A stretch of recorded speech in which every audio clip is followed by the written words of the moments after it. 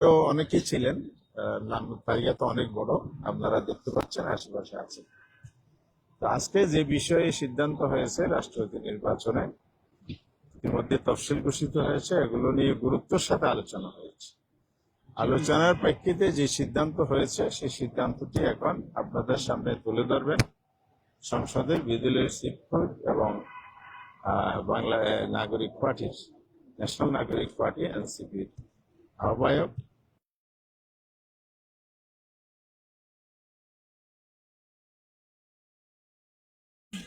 প্রিয় সাংবাদিক ভাই বোনেরা এবং প্রিয় দেশবাসী, আসসালামু আলাইকুম। আজকে 11 দলের বৈঠকে মাননীয় বিরোধী দলনেতার সভাপতিত্বে ওনার এই মিন্টু রোডস্থ বাসভবনে যে বৈঠকটি অনুষ্ঠিত হয়েছে, সেখানে আমাদের প্রধান আলোচনার বিষয় ছিল যে রাষ্ট্রপতি নির্বাচন, যেখানে সারা দেশে এখন আলোচনা হচ্ছে। আমাদের কাছে মনে হচ্ছে রাষ্ট্রপতি নির্বাচন এটি বাংলাদেশের সাংবিধানিক এবং রাজনৈতিকভাবে অত্যন্ত গুরুত্বপূর্ণ একটি ইস্যু। এই সময়ের জন্য আমরা অত্যন্ত গুরুত্ব সহকারে এই আলোচনা করেছি।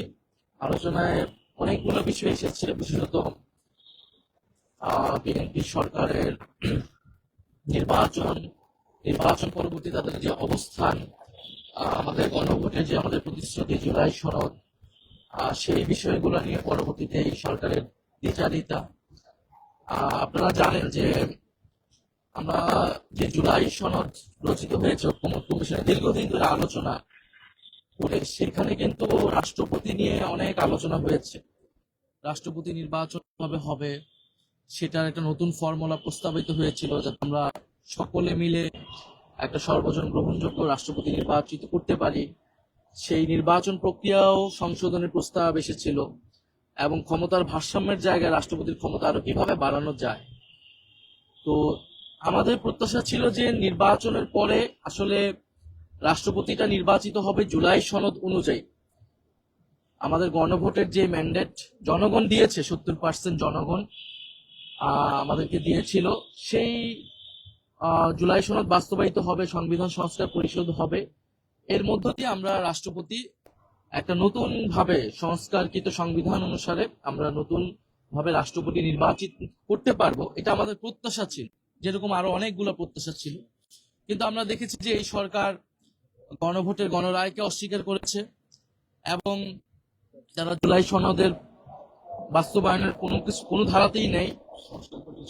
সংস্কার পরিষদের শপথ তারা নেয়নি, অধিবেশন ডাকেনি, এবং সকল প্রতিষ্ঠানকে তারা দলীয়করণ করছে, নির্বাচন কমিশনকে দলীয়করণ করছে। আমাদের যেটা বিএনপির যে লড়াই ছিল, যে শান্তি তত্ত্বাবধায়ক সরকার, নির্বাচন কমিশন, তা আমরা দেখলাম যে এই সরকারও আসলে পুরনো স্বৈরতন্ত্রের পথে হাঁটছে। এবং আমরা কিন্তু প্রথম অধিবেশনের একদম প্রথম দিনেই আমরা বলেছিলাম যে ফ্যাসিবাদের দোসর চুপ্পু, তাকে রাষ্ট্রপতি থেকে অপসারণ করে নতুন রাষ্ট্রপতি যাতে দ্রুত সময়ের মধ্যে দেওয়া হয় জুলাই সনদ অনুসারে। তো সেই রাষ্ট্রপতিকে তারা 6 মাস রেখে দিল, এবং তাকে এখন একটা ফ্রি, কোনো ধরনের বিচারের আওতায় আনা হচ্ছে না। এটাও আমাদের কাছে সন্দেহজনক। এবং এই যে 6 মাস টাইম তারা বৃদ্ধি করলো, এটা আসলে কোন ষড়যন্ত্র বা কোন পায় তারা তারা মাথায় রেখে এটা করছে। কারণ আমরা জানি পরবর্তী 5 বছর যখন অতিক্রম হবে, এই রাষ্ট্রপতি সেই সময় থাকবেন, এবং তখন তত্ত্বাবধায়ক সরকার কিভাবে হবে, এই রাষ্ট্রপতি যিনি রাষ্ট্রপতি হতে যাচ্ছেন হবেন, তার ভূমিকা কি হবে। এই পুরো বিষয়টা কিন্তু জাতির সামনে একটা সন্দেহ তৈরি করে। কারণ আমরা বিএনপির অতীত ইতিহাসে দেখেছি তারা সবসময় চেষ্টা করেছে এই ট্রানজিশনের সময়গুলো যাতে নিজেদের হাতে ক্ষমতা থাকে, সেটা তারা বিভিন্ন সময় চেষ্টা করেছে, এবং বাংলাদেশ অনেকগুলো রাজনৈতিক সাংবিধানিক সংকট তারা তৈরি করেছে। এই বিষয়গুলো আমাদের দীর্ঘমেয়াদী বিষয়গুলো আলোচনায় এসেছে, এবং সেগুলো নিয়ে আমরা হয়তো আরো কথা বলবো। তবে যেটা সাম্প্রতিক বিষয়, আমাদের 11 দলের বৈঠকে সিদ্ধান্ত হয়েছে যে এই রাষ্ট্রপতি নির্বাচনে আমরা 11 দলের পক্ষ থেকে আমরা অংশ নিব, আমরা প্রার্থী দিব। এবং যেহেতু 11 দল আমরা ঐক্যবদ্ধ আছি পার্লামেন্টে এবং বাইরে গণভোটের জন্য, সেই জায়গায় আমাদের কমন প্রার্থী থাকবে, ঐক্যবদ্ধ প্রার্থী থাকবে। এবং আমরা সিদ্ধান্ত নিয়েছি আমাদের বৈঠকে আমাদের পক্ষ থেকে এই রাষ্ট্রপতি নির্বাচনে প্রার্থী হবেন আমাদের 11 দলেরই শরিক দল এলডিপির সম্মানিত চেয়ারম্যান এবং বাংলাদেশের একজন অভিজ্ঞ রাজনীতিবিদ এবং রণাঙ্গনের মুক্তিযোদ্ধা ছিলেন। বিভিন্ন সময় মন্ত্রণালয়ের দায়িত্ব পালন করেছেন। বেশ কয়েকবার 6বারের মতো তিনি জাতীয় সংসদ সদস্য নির্বাচিত হয়েছেন।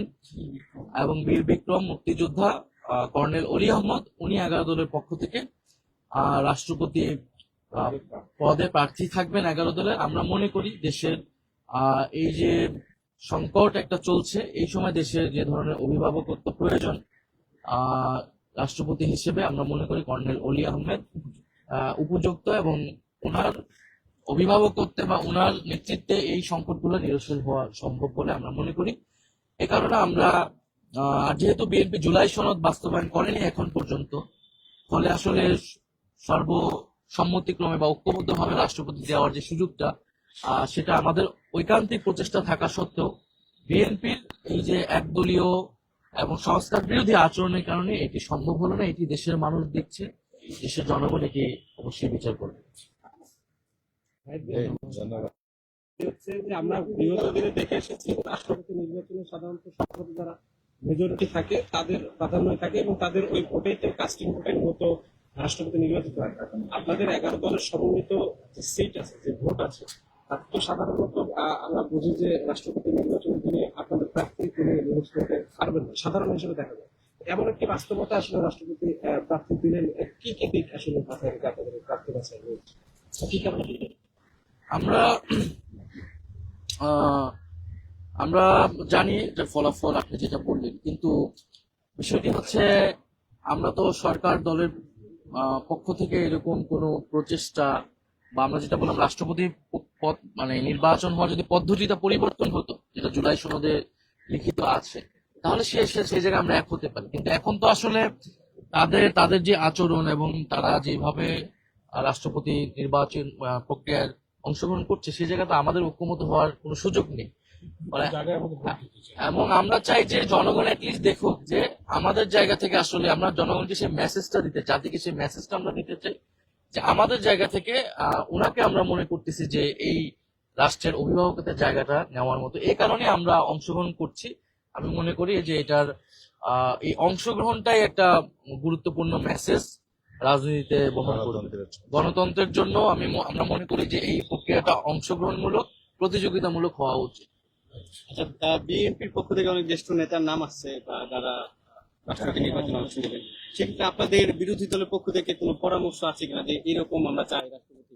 আমাদের প্রাথমিক পরামর্শ ছিল যে জুলাই সনদ বাস্তবায়ন করে সংবিধান সংস্কার পরিষদ করে তার আলোকে যদি রাষ্ট্রপতি হতো, তখন আসলে ব্যক্তির থেকেও প্রক্রিয়াটা গুরুত্বপূর্ণ হয়ে উঠতো। প্রক্রিয়ায় পরিবর্তন করে নাই, সেই জায়গায় তারা তাদের দলীয় ব্যাপার আসলে রাষ্ট্রপতিটাকে তারা দলীয় ব্যাপারেই পরিণত করেছে। সেই জায়গায় সেটা নিয়ে আমাদের আসলে সালাম দিকে আমাদের বিরোধী নেতা এবং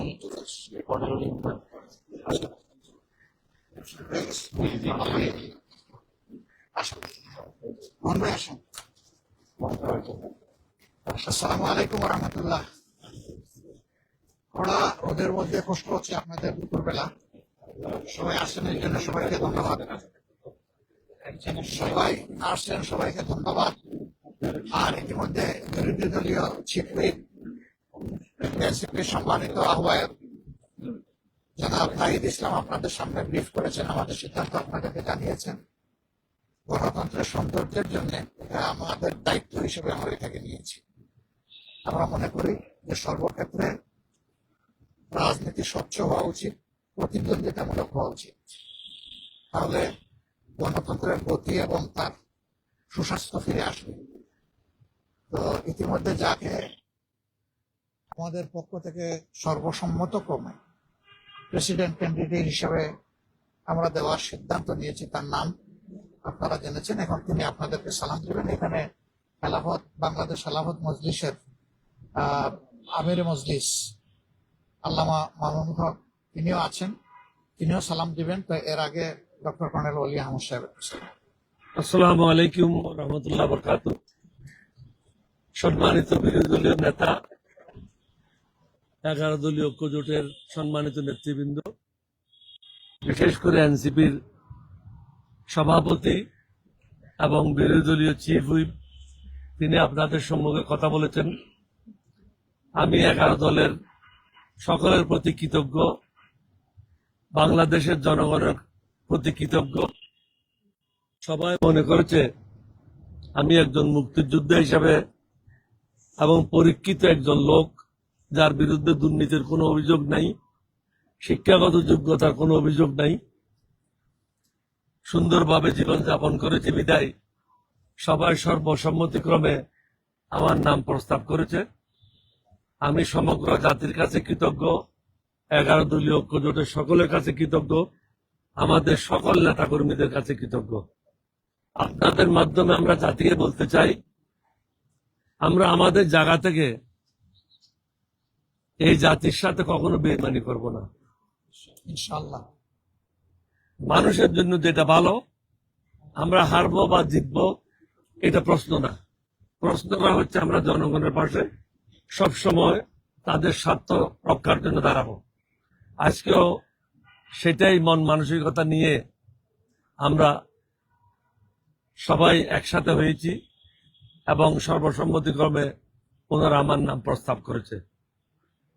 সমগ্র জাতিকে ধন্যবাদ জানাই। আসসালামু আলাইকুম ওয়া রাহমাতুল্লাহি ওয়া বারাকাতুহু। জিয়া শাইখুল হাদিস আল্লামা মামুনুল হক মজলিসে আমিরে মজলিস বাংলাদেশ খেলাফত মজলিস এখন আপনাদেরকে সালাম দেবেন, শুভেচ্ছা বিনিময় করবেন। আসসালামু আলাইকুম রহমতুল্লাহ। আমরা অত্যন্ত আনন্দিত যে আমরা একজন আমাদের বিবেচনায় বাংলাদেশের প্রেসিডেন্ট পদের জন্য সবচেয়ে যোগ্য একজন ব্যক্তিকে আমরা নির্বাচন মনোনয়ন দিতে পেরেছি। আমরা 11 দলের পক্ষ থেকে সম্মিলিতভাবে বাংলাদেশের মহান মুক্তিযুদ্ধ 71-এর রণাঙ্গনের বীর যোদ্ধা, বর্ষিয়ান রাজনীতিবিদ, বর্তমান বাংলাদেশের যে রাজনৈতিক চ্যালেঞ্জ, আন্তর্জাতিক যে চ্যালেঞ্জ, যে এই আধিপত্যবাদী শক্তির বিরুদ্ধে বাংলাদেশের যে চলমান যে লড়াই, জুলাই বিপ্লবের যে চেতনা, 71 থেকে 24 পর্যন্ত এই চেতনার একজন অকণ্ঠ একজন বলিষ্ঠ ধারক যোদ্ধা, আমরা ওনাকে প্রেসিডেন্ট পদের জন্য প্রার্থী নির্বাচন করেছি। আমি আশা করব যে আমাদের 11 দলের বাইরেও, এমনকি বিএনপিরও যারা দেশকে ভালোবাসবেন, দেশপ্রেমিক, তারাও আমাদের এই প্রার্থীর যোগ্যতার কথা এবং তার অগ্রগণ্যতার কথা তারা অপকটে স্বীকার করবেন এবং সেই হিসেবে আমরা প্রত্যাশা রাখি যে উনি ইনশাআল্লাহ প্রেসিডেন্ট নির্বাচিত হয়ে আগামী বাংলাদেশকে সঠিক ধারায় নেতৃত্ব দেবেন। আপনাদের সকলের কাছ থেকে আমরা সেই সহযোগিতা এবং দোয়া কামনা করি। ধন্যবাদ। আপনারা সকলের বক্তব্য ধৈর্য ধরে শুনেছেন। আমরা দেশের কল্যাণের জন্য আমাদের বিবেচনায় সর্বোত্তম ব্যক্তিটাকে আমরা এই দেশের প্রেসিডেন্ট পদে মনোনয়ন দিয়েছি। আপনারা দোয়া করবেন আমাদের প্রত্যেকটি কাজ যেন জাতির জন্য হয়, জাতির কল্যাণের জন্য হয়। আমরা এই ব্যাপারে ইনশাল্লাহ কোনো আপোষ করব না। আমরা সকলের সহযোগিতা চাই। সবাইকে ধন্যবাদ। আসসালামু আলাইকুম ওয়া রাহমাতুল্লাহ। আপনার সামনে একটু আচ্ছা, মাশাআল্লাহ।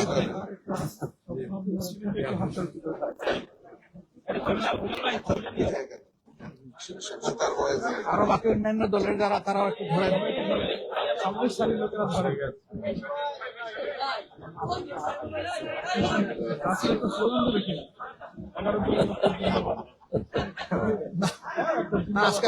আজকে স্লোগান দিয়ে থাকো, ধরো তুমি আমাদেরকে ধরো। হ্যাঁ, আজকে এটা থাকো।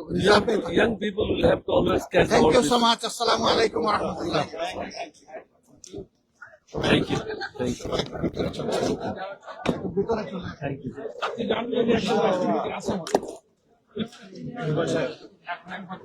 আমি যদি আমাদের সরকার পেতাম তাহলে তোমরা আজকে সরকার চাল হওয়ার হয়ে